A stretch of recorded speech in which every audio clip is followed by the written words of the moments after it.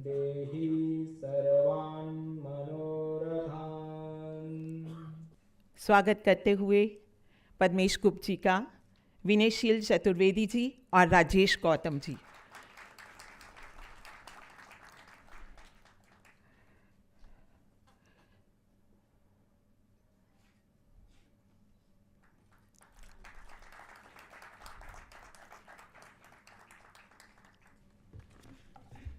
धन्यवाद महोदय।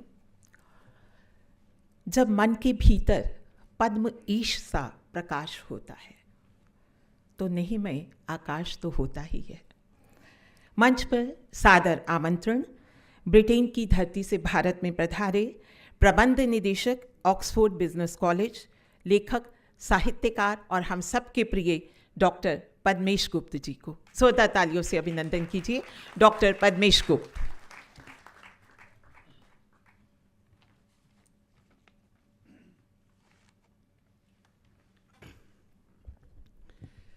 परम आदरणीय महामहिम डॉक्टर रामनाथ कोविंद जी, भारत के पूर्व राष्ट्रपति, लेकिन मेरे लिए अभूतपूर्व राष्ट्रपति, और उसके कारण अनेक हैं, लेकिन मेरा एक व्यक्तिगत और भावनात्मक कारण है।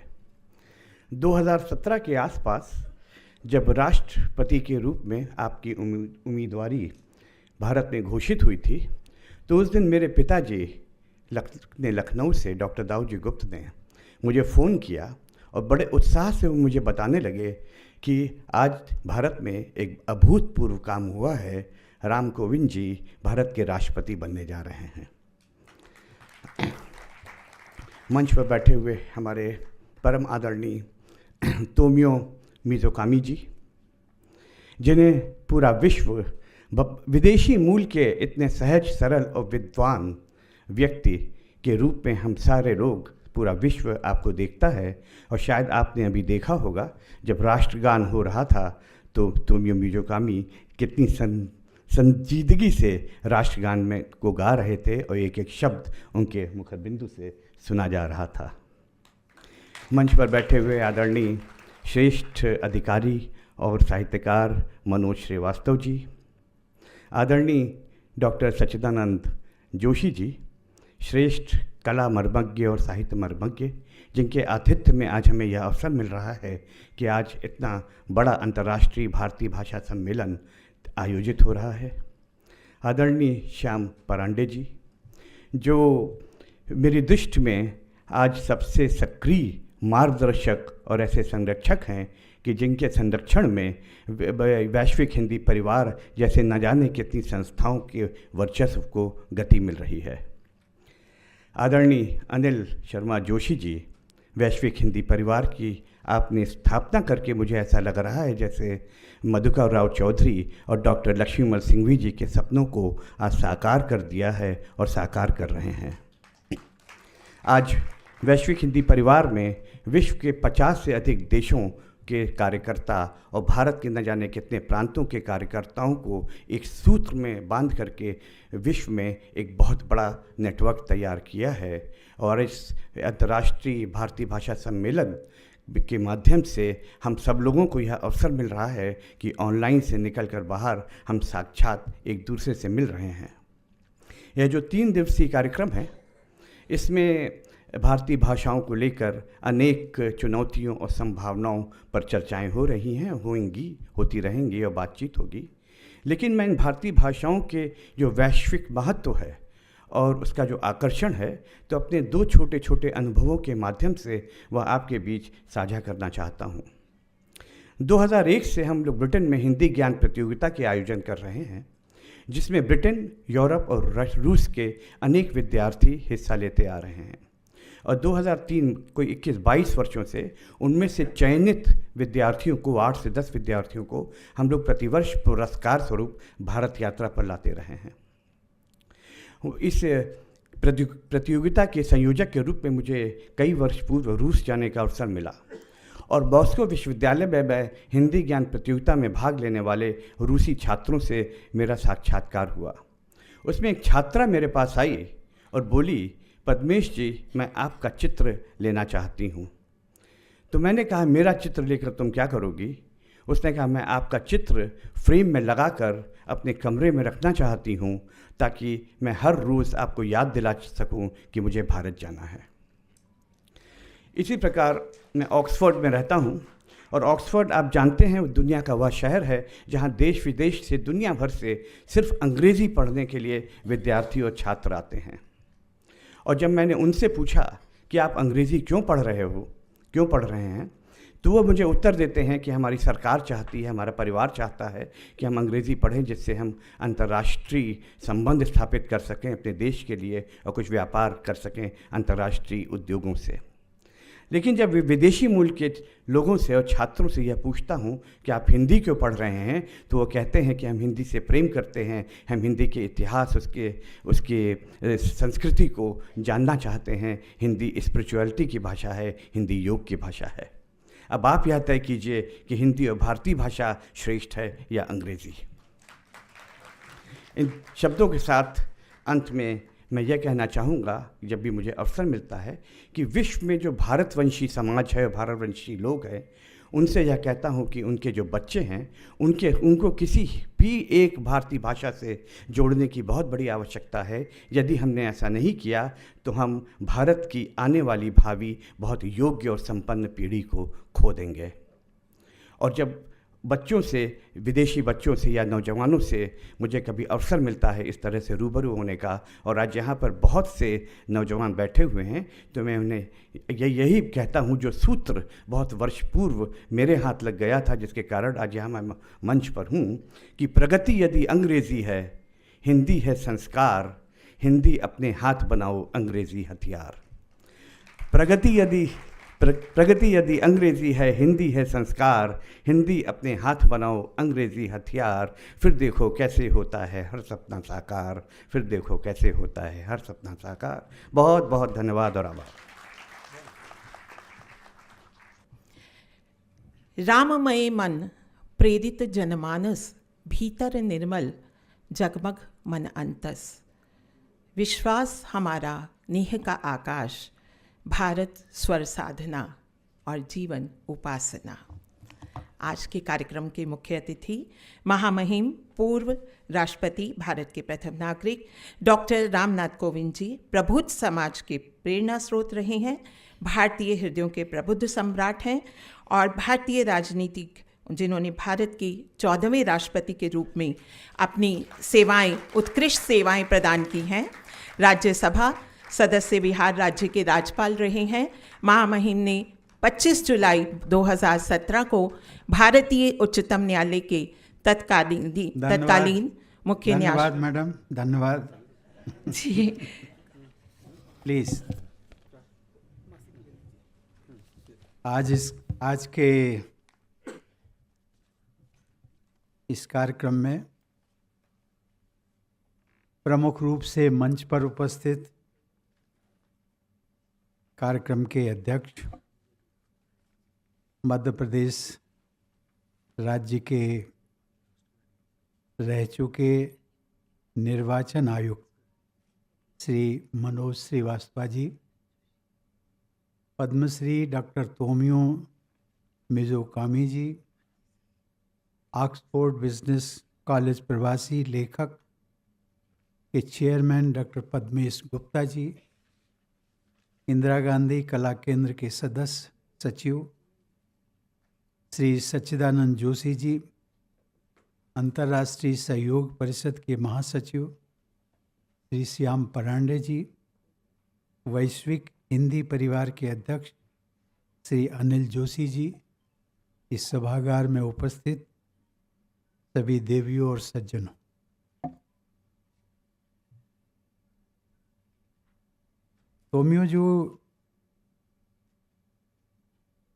तोमियो मिज़ोकामी।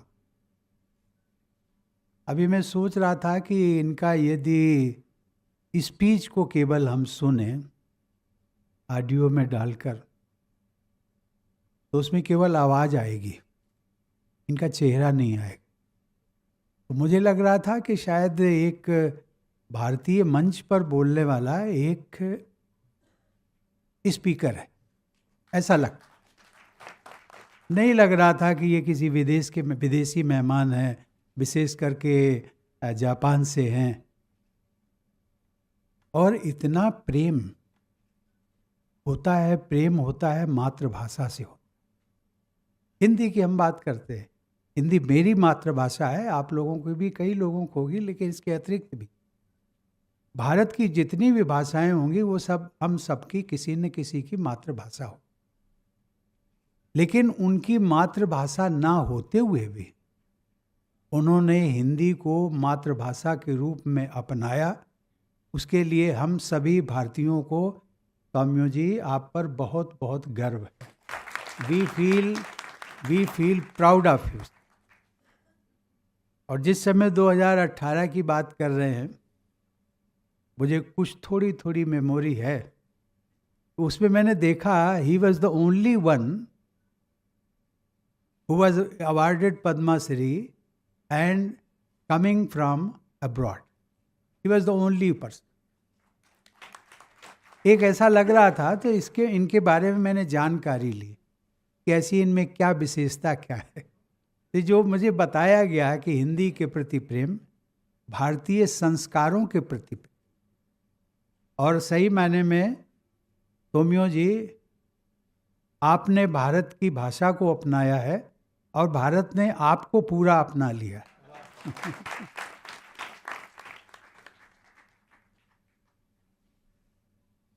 देवी और सज्जनों, आज आप सभी के बीच में उपस्थित होकर मुझे बहुत प्रसन्नता हो रही है। आज यहाँ एकत्रित देश विदेश से आए हुए भारतीय भाषाओं के लिए कार्य कर रहे प्रख्यात लेखकों, विद्वानों और हिंदी सेवियों, आप सभी का मैं इस सम्मेलन में स्वागत करता हूँ। जापान से पधारे हुए भारतीय भाषाओं के विद्वान, पद्मश्री पुरस्कार से अलंकृत तोम्यो मिज़ोकामी जी का मैं विशेष रूप से स्वागत करता हूँ। ग्लोबलाइजेशन के इस युग में भारतीय मूल के लोगों ने अपनी कर्मभूमि के रूप में धरती के जिस भी कोने को चुना है, वहाँ की प्रगति में वे प्रमुख भूमिका निभाते हैं।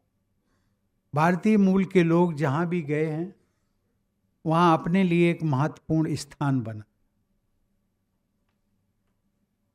अनेकों देशों में राष्ट्रपति और प्रधानमंत्री जैसे उच्चतम पदों से लेकर फॉर्च्यून 500 कंपनियों के CEOs के रूप में भी कार्यरत। यही कारण है कि भारतीय डायस्पोरा आज हमारी एक बड़ी ताकत बनकर उभरा है। भारत के विकास में प्रवासी भारतीयों ने बड़ा योगदान दिया।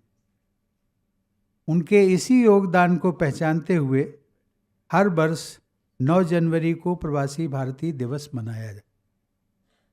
मुझे आज भी याद है, मैं अपनी प्रेसिडेंसी के कार्यकाल के दौरान लगभग 2.5 साल मुझे सचमुच में मिले थे काम करने के लिए। 2.5 साल इसलिए क्योंकि बाद में कोरोना पीरियड शुरू हो गया।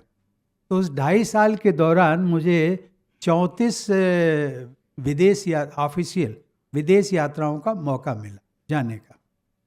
जहाँ पर भी मैं गया तो इंडियन डायस्पोरा के साथ एक हमारी चर्चा होती थी, जो भी इंडियन डायस्पोरा जिस कंट्री का। तो मैं उस इंडियन डायस्पोरा में हर बार सही माने में इंग्लिश में भी बात करता था, लेकिन ज़्यादातर हिंदी में बात, क्योंकि वो हिंदी के इंग्लिश के यूज्ड टू हैं। इसलिए मैं पहले बिगनिंग में इंग्लिश में स्टार्ट करता था, फिर हिंदी में स्विच ओवर करता। बात करने के बाद में, इसके बाद में भी लोग मिलते थे अलग अलग। एक बात पे मैं ज़रूर फोकस करता था सबको कि आप विदेश में हैं, इंग्लिश भी बोलते हैं, इस देश की भाषा भी बोलते हैं, और जो ज़रूरी है।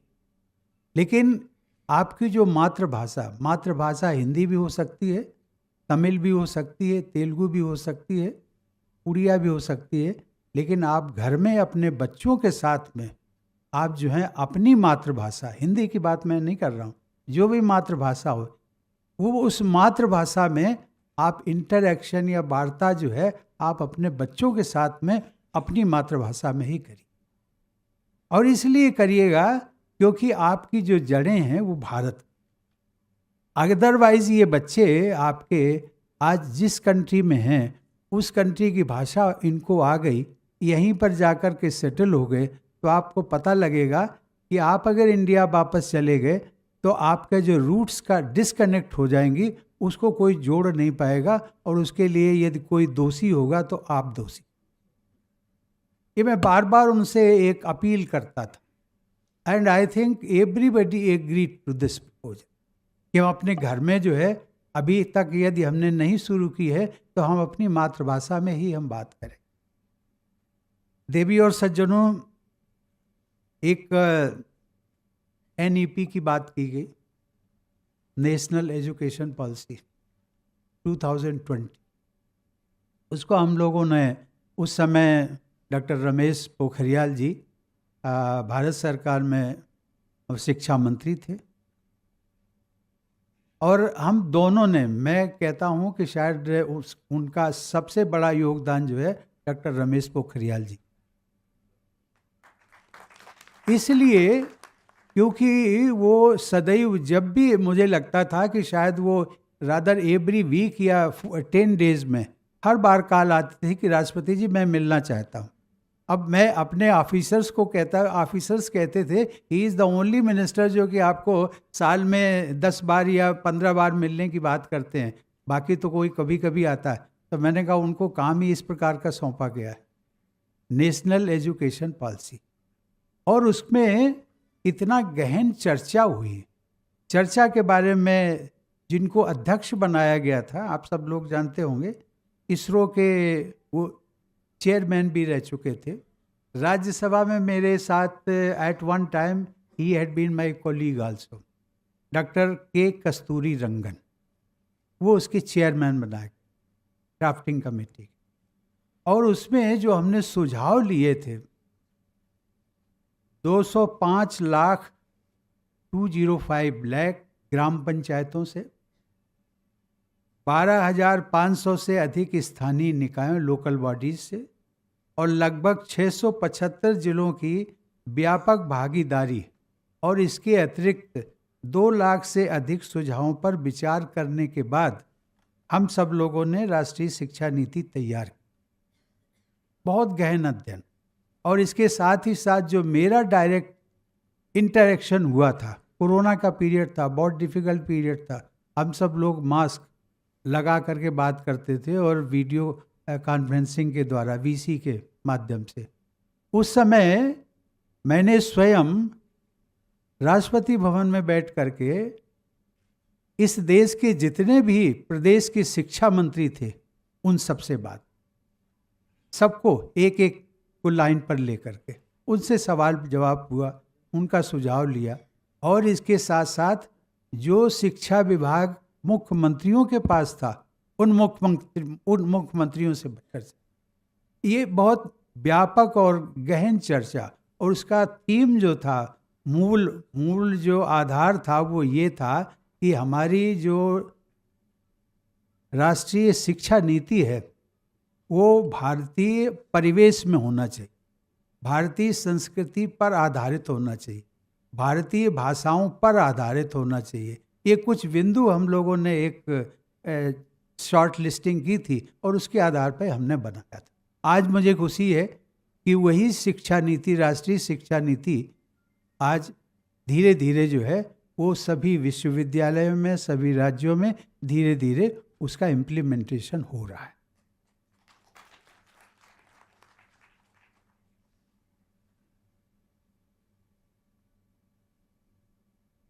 देवी और सज्जनों, भाषा संस्कृति का वाहक होती है, अर्थात हमारी जो संस्कृति है, कल्चरल हेरिटेज है, इट कैरीज।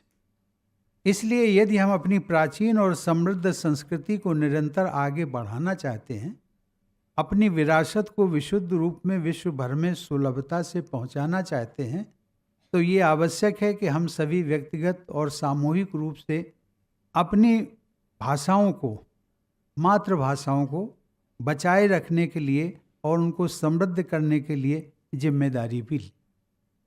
हमारा देश भू सांस्कृतिक देश है, और हमारी साझा संस्कृति ही हमारे देश को जोड़ने वाली एक मजबूत कड़ी है। देश की एकता संस्कृति से बनी है। हमारी संस्कृति भाषाओं से जुड़ी है।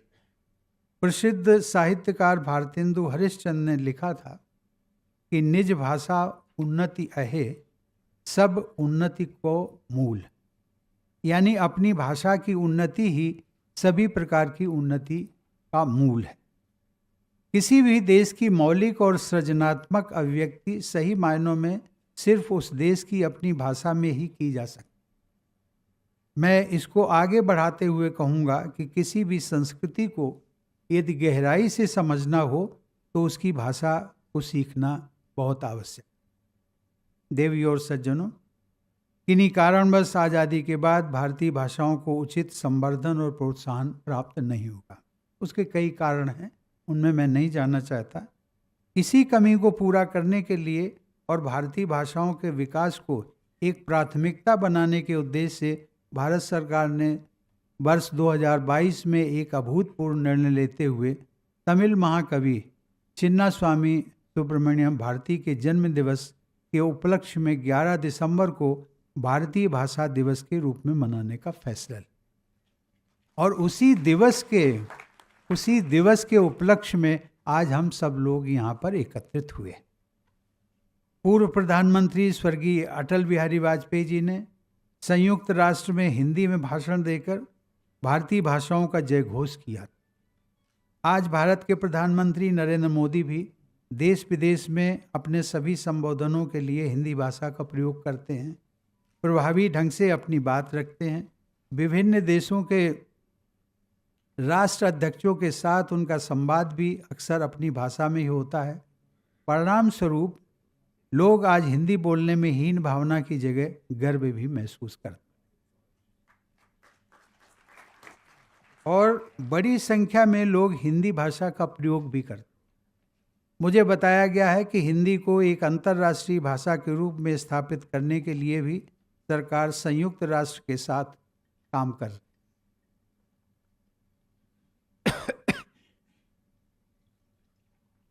देवी और सज्जनों, कुछ वर्ष पूर्व तक हमारे देश में प्रोफेशनल कोर्सेज केवल इंग्लिश मीडियम में ही उपलब्ध, जिसका उल्लेख भी हमारे पूर्ववर्ती वक्ताओं ने किया है। यहाँ तक कि कानून की पढ़ाई भी मुख्यतः इंग्लिश मीडियम में ही उपलब्ध। इस लैंग्वेज बैरियर के कारण बहुत से विद्यार्थियों को, विशेष करके ग्रामीण और दूरस्थ क्षेत्रों के युवाओं को प्रोफेशनल एजुकेशन प्राप्त करने में बहुत कठिनाई होती।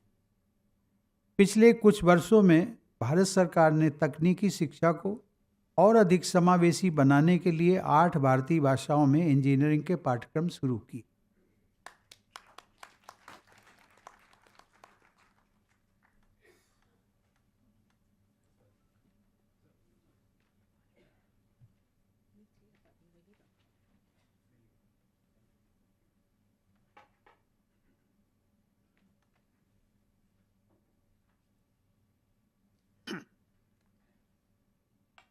मेडिकल शिक्षा को भी भारतीय भाषाओं में उपलब्ध कराने के लिए प्रयास चल। मुझे खुशी है कि मध्य प्रदेश में तो 2 वर्ष पहले हिंदी माध्यम में MBBS कोर्सेज शुरू किए जाते। मुझे बताया गया है कि लगभग 1/3 छात्र छात्राएं आज हिंदी MBBS का विकल्प चुन रहे। भारतीय भाषाओं का संवर्धन का विषय मेरे हृदय के करीब रहा। अपने राष्ट्रपति कार्यकाल में काफ़ी समय पहले से ही मैं सर्वोच्च न्यायालय और उच्च न्यायालयों अर्थात सुप्रीम कोर्ट और हाई कोर्ट्स में उनके निर्णयों की अनुवादित प्रतियां भारतीय भाषाओं में भी उपलब्ध कराने का पुरजोर समर्थक। अपने कार्यकाल के दौरान मैंने इस बारे में भारत के तत्कालीन मुख्य न्यायाधीश चीफ जस्टिस रंजन गोगोई से भी विस्तृत चर्चा की और उसका मुझे अभी भी याद है कुछ संक्षेप जो चर्चा। CJI Ranjan Gogoi after assuming his office, sorry कभी कभी अंग्रेजी बोल जाता हूँ, तो उन्होंने वो कालान करने के लिए आए। तो जब मिले उन्होंने एक पूछा कि सर आप कोई सुझाव देना चाहें हमारे लिए। तो मैंने उनको कहा कि एक जो, चूँकि मैं इस प्रोफेशन से जुड़ा रहा हूँ वकालत से, तो मैंने एक बहुत समस्या को मैंने समझा है। जो मुकदमे डालते हैं, फिर आपके निर्णय आते, कोर्ट्स में, हाई कोर्ट्स, विशेषकर हाई कोर्ट और सुप्रीम कोर्ट में, आप कोई जो लिटिगेंट होता है, मुकदमा डालने वाला होता है, वो जरूरी नहीं है को अंग्रेजी समझता हो। भारत की इतनी भाषाएं हैं, वो मलयाली होगा, तमिलियन होगा, तेलुगु होगा, पंजाबी होगा, उड़िया होगा, उसने मुकदमा फाइल कर दिया, लोअर कोर्ट में कर दिया या सीधे हाई कोर्ट में कर दिया, लेकिन उसके केस के बारे में जो आपका वकील है वो भी बहस अंग्रेजी में करेगा, निर्णय भी जो जजेज हैं वो अंग्रेजी में दें। तो मैंने उनको एक मौलिक बात कही, मैंने कहा कि चीफ जस्टिस साहब, मुझे लगता है आपके न्यायालय को हम लोग कहते हैं न्याय का मंदिर। न्याय किसको? जजेस को न्याय नहीं चाहिए, वकील को न्याय नहीं चाहिए, किसको चाहिए? लिटिगेंट को न्याय चाहिए, जिसने मुकदमा फाइल किया है, जिसको तकलीफ है, उसको न्याय चाहिए ना। हाँ, ये उन्होंने कहा हाँ। तो मैंने कहा हाँ, तो आप उसका उत्तर यदि आप देंगे तो किस भाषा में देंगे? जिस भाषा को वो समझता है लिटिगेंट, उसी को तो देंगे। और यदि आप नहीं देते हैं तो आप न्याय कर रहे या अन्याय कर रहे? ये बात उनको इतनी अपील की, और उन्होंने कहा कि सर, अंग्रेजी हम लोग बात कर रहे थे, तो उन्होंने कहा sir, we are meeting tomorrow with our collegium. एक सभी लोग जानते हैं सुप्रीम कोर्ट का कोलोजियम होता है 5 जजेस का, सीनियर जजेस का। And I assure you I will do my best. जो आपने पीड़ा बताई, और मैंने कहा पीड़ा हमने डिटेल में और भी बताई थी उनको, तो वो कहने लगे मैं भी इस दौर से गुजरा हूँ, असम से आता हूँ, दौर से गुजरा हूँ, लेकिन इस पर मैंने इस पॉइंट पर कभी विचार नहीं किया। और थैंक गॉड उन्होंने नेक्स्ट डे उनकी कॉलेजियम की मीटिंग हुई, उसमें चर्चा की उन्होंने, और उन्होंने कहा कि ये केवल राष्ट्रपति जी का सुझाव नहीं है। उन्होंने कहा कि मैं सारे लिटिगेंट्स की ओर से ये आपके समक्ष एक मैं समस्या रख रहा हूँ, इस पर यदि आप न्याय कर सकते हैं तो करिएगा। तो कहने लगे कि हमारे सारे कॉलेजियम के मेंबर, उन्होंने एक स्वर से कहा ही इज़ राइट। और मुझे प्रसन्नता है कि आज की तारीख में सुप्रीम कोर्ट में जितने भी निर्णय आते हैं, शायद 12 या 14 उन्होंने इंडियन लैंग्वेजेस में अडॉप्ट की। उनकी अंग्रेजी में वो उनका जजमेंट आएगा, लेकिन इमीडिएटली जो है वो भारतीय भाषाओं में जिस लिटिगेशन उसको भी मिलेगा, और सभी भारतीय जो ये 12 या 14 भाषाओं में, उनमें सब में आ जाएगा। एक मैंने और उनको निवेदन किया था, मैंने कहा आप इसमें मदद लेंगे AI की, आर्टिफिशियल इंटेलिजेंस, बहुत अच्छी बात है, लेकिन एक बार ये ज़रूर देख लीजिएगा कि उसको वेरीफाई, जिसको हम लोग पहले कहते थे कि कंपैरिजन करना है मैन टू मैन। मैनुअल इसमें एफर्ट्स ज़रूरी हैं, और जब तक मैनुअल अप्रूवल ना हो तब तक आप नहीं। और उसका मैंने उदाहरण दिया, मैंने कहा लिटिगेंट का नाम यदि आपका सूर्य प्रकाश है, AI जो है वो आपका सनलाइट बोलेगा। तो अब आप सनलाइट तो लिटिगेंट है नहीं, उसका नाम तो सूर्य प्रकाश है। अब आप सूर्य प्रकाश को सनलाइट बोल लगा देंगे, कोई नहीं, उसका जो न्याय करने जा रहे हो उसके साथ में भी अन्याय हो जाएगा। तो इसलिए अच्छा है, मेहरबानी करके एक मैनुअल जो है उसकी रीडिंग जरूर होनी चाहिए। देवी और सज्जनों, जब भी हम भारतीय भाषाओं की बात करते हैं तो कुछ लोगों को भ्रांति ये कि हिंदी और अन्य भारतीय भाषाओं के बीच कोई कंपटीशन। कभी कभी कुछ लोगों को ऐसा भी भ्रम होता है कि हिंदी भाषा क्षेत्रीय भाषाओं की जगह ले लेगी, या हिंदी भाषा अन्य भारतीय भाषाओं को हाशिए पर ढकेल देगी। ऐसी भ्रांतियों के कारण कभी कभी हिंदी भाषा के प्रति द्वेष का भाव भी पैदा हो। अक्सर देखने में आता है कि संकीर्ण राजनीतिक लाभ के लिए ऐसी भावनाओं को जानबूझकर भड़काया भी जाता। लेकिन हम सबको सचेत रहें। परंतु सच ये भी है कि हिंदी भाषा की अन्य भारतीय भाषाओं से न तो कभी कोई स्पर्धा थी और न ही कभी हो सकती है। हिंदी भाषा का उद्देश्य क्षेत्रीय भाषाओं की जगह लेना नहीं है। हिंदी की भूमिका तो एक संपर्क भाषा के रूप में है जो भारत की भाषाई विविधता को पूरक बनाती है। हिंदी भाषा भारत की भाषाई बहुलता की समृद्धि और एकता को बढ़ावा दे। आज भारत विश्व समुदाय में एक नई जगह बना। वैश्विक स्तर पर हमारे संबंधों का विस्तार हो रहा। हमारी जीवन शैली, हमारी संस्कृति ने दुनिया को बहुत कुछ दिया है। योग परंपरा उसका एक प्रमुख उदाहरण। आपके साथ में एक घटना साझा करना चाहूँ।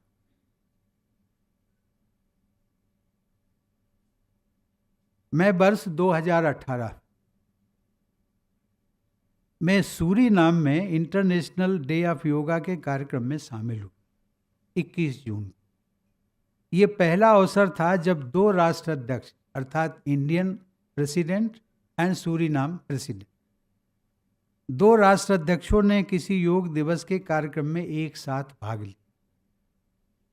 अगले दिन अर्थात 22 जून को मुझे क्यूबा की स्टेट विजिट पे जाना था। क्यूबा नज़दीक है उसके, सूरीनाम।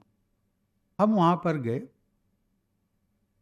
मुझे लगा कि भाई इस हम लोगों की बायलैटरल टॉक होती है, जैसा होता है रिस्ट्रिक्टेड टॉक कहते हैं, 2 अधिकारियों की, 2 राष्ट्रपतियों की, 2 प्राइम मिनिस्टर की 1-to-1 होती है और कुछ अधिकारियों के साथ में। तो ये सब जब हो गया, बायलैटरल टॉक हो गई, उसके बाद में उन्होंने दोपहर का लंच होस्ट किया हमारे ऑनर।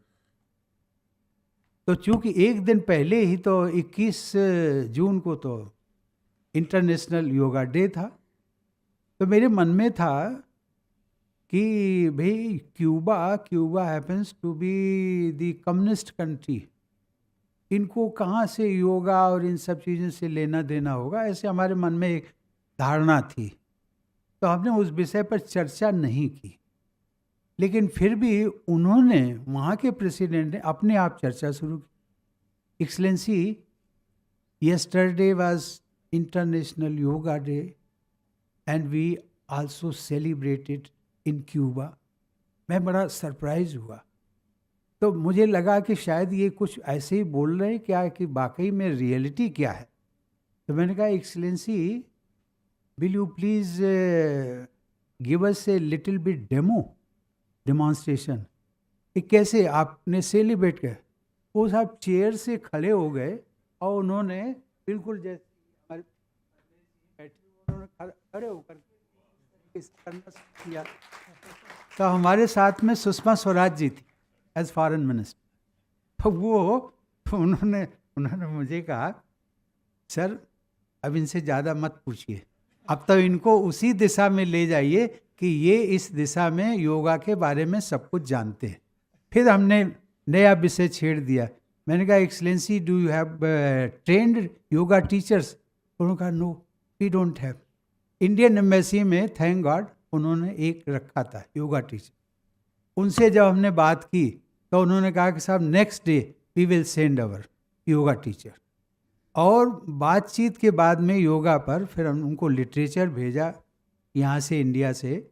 और एक सबसे जो उनका लास्ट ऑब्जर्वेशन था दोनों का, first lady and the president of Cuba, उनका ये था, excellency from the heart we can tell you, yoga is the unique gift which India has given to all the humanity। बहुत मतलब उनकी जो थी, जिसको हम बिल्कुल नकार रहे थे कि भाई ये क्या हमें योगा के बारे में बताएंगे, ये क्या जानते होंगे योग क्यूबा वाले, लेकिन उन्होंने जो हमें एक ऑब्जर्वेशन दिया, दैट वाज वंडरफुल। देवी और सज्जनों,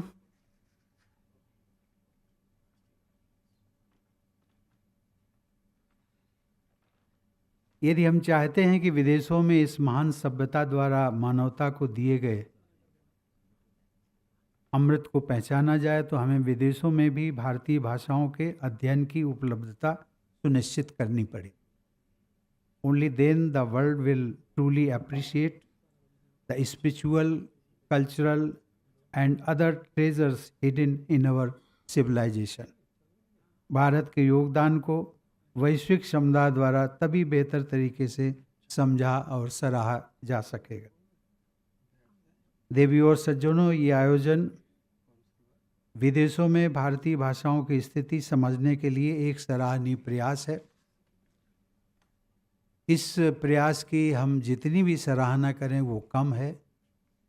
इस सम्मेलन के आयोजन के लिए मैं अंतर्राष्ट्रीय सहयोग परिषद, वैश्विक हिंदी परिवार और इंदिरा गांधी राष्ट्रीय कला केंद्र को अपनी बहुत बहुत शुभकामनाएं देता हूं और इस सम्मेलन की सफलता की कामना करता हूं। धन्यवाद। जय हिंद।